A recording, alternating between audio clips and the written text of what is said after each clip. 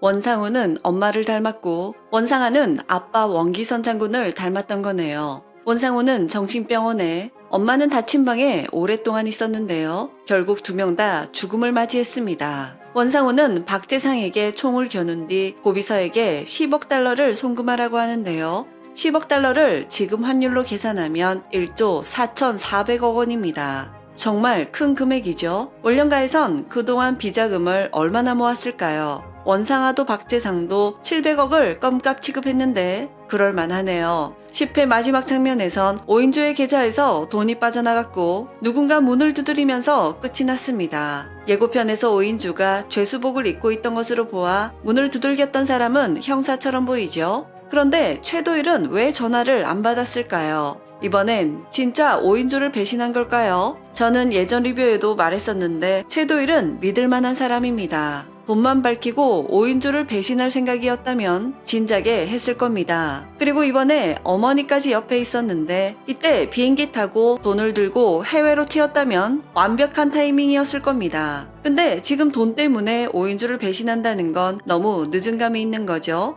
최도일이 전화를 안 받은 이유와 오인주의 계좌에 돈이 영원이 된 이유는 최도일이 오인주를 구해주기 위해서입니다. 우선 원상아의 계획부터 뜯어보고 최도일의 계획까지 알아볼게요. 형사가 오인주의 집에 온 이유는 원상아가 신고를 해서겠죠. 회사의 자금 700억이 오인주의 비밀 계좌로 들어갔다며 횡령으로 오인주를 감옥에서 살게 할 계획이었고 오인경을 납치해서 죽일 계획이었을 겁니다. 그러면서 동생들을 인질 삼은 원상아는 협박놀이를 하며 오인주가 평생 괴로워하게 하면서 감옥에서 스스로 목숨을 끊게 하는 게 원상아의 시나리오일 것 같습니다. 아니면 박재상처럼 스스로 죽게 연출을 할 수도 있고요. 과연 원상아의 계획이 성공할까요? 이번에도 흑기사 최도일이 구해줄 것 같습니다. 박재상의 죽음으로 원상아가 세자매 또한 죽일 것을 예상했을 것 같은데요. 무엇보다 원령가의 부패를 너무도 잘 알고 있는 인물이 최도일이기에 앞서 생각하고 발빠르게 움직였을 것으로 추측됩니다. 예전부터 최도일은 원상아가 사이코패스인 걸 알았을 겁니다. 그래서 이제 박재상까지 죽여버리자 최도일이 바로 움직인 것 같은데요. 원상아의 남편 박재상은 전작 펜트하우스에서 자신의 비밀 금고가 어느새 모든 사람이 알고 있는 오픈 금고가 된 적이 있었습니다. 원상아의 닫힌 방 역시 이제 열린 방이 되어버렸네요. 원기선 장군이 원상아의 엄마, 아내를 가둔 방인데 원상아가 어릴 적 엄마를 찾으려고 노력만 했다면 충분히 찾을 수 있었던 방인 것 같은데요. 방 이름이 닫힌 방인데 이렇게 쉽게 찾아버리다니 오인주와 박효리는 오인혜를 걱정했습니다. 이들이 안고 있는 사이 최도일은 뭔가를 찾는 모습인데요. 이후 통장과 채권, 달러를 바로 챙깁니다. 이때 최도일은 돈밖에 모르는 사람의 모습처럼 보일 수 있는데 그의 이런 행동 덕분에 오인주를 살릴 수 있게 될 것 같습니다. 다시 말해 이게 바로 오인주를 살려줄 것 같습니다. 오인주 명의로 된 계좌에 비자금 700억 원이 들어왔고 그 비자금이 박효린의 명의로 들어간다면 어떻게 될까요? 오인주가 최도일에게 전화할 때 안 받은 건 최도일이 일본으로 떠날 때라서 못 받았을 것 같습니다. 혹은 이번에도 오인주가 몰라야 원상아가 완벽하게 속아 넘어가기 때문에 일부러 말을 안 했을 수도 있죠. 박효린의 계좌에는 그동안의 비자금이 쌓여있기 때문에 이번에 오인주의 계좌에서 박효린의 계좌로 700억이 들어간다면 오인주는 혐의 없음이 됩니다. 그리고 박재상이 죽은 후 700억 원이 움직였습니다. 그러면 당연히 사람들은 원상아를 의심할 수밖에 없죠. 즉 회사 돈 횡령은 오인주가 아닌 원상아가 되는 겁니다. 최도일은 이것을 노리고 오인주의 전화를 안 받았으며 오인주의 계좌의 돈을 미리 빼돌려뒀던 건 아닐까요?